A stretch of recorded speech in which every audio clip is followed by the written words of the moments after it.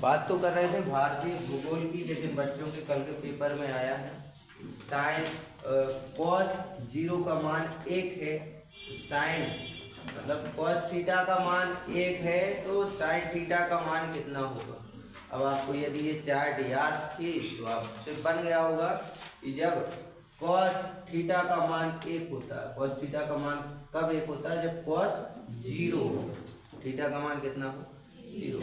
अब ऐसे ही पूछा है कि साइन 0 का मान, साइन 0 का मान 0, इन दोनों के मान बदलते रहते, जहां साइन 0 का मान 0 है वहां कॉस 90 का मान 0। एक बार रिवाइज कर लो, फिर उसके बाद भूगोल पे चलेंगे। साइन 0 का मान 0, साइन 30 का मान 1/2, साइन 45 1/2, साइन 60 2/2, साइन 90 का मान 1, कॉस थीटा कॉस 0 का मान 1, कॉस 30 का मान 2, कॉस 45 का मान 2, कॉस 60 का मान 2, कॉस 90 का मान 0, टेन 0 का मान 0, टेन 30 का मान 1/√3, टेन 45 टेन 60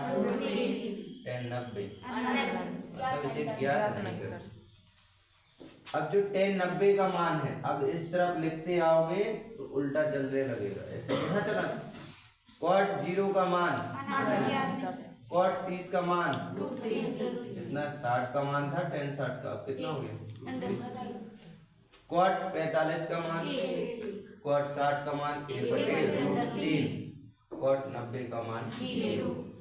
सेक 0 का मान 1, सेक 30 का मान 2/√3। ये रूट 2/√3 देखो किसका उल्टा हो गया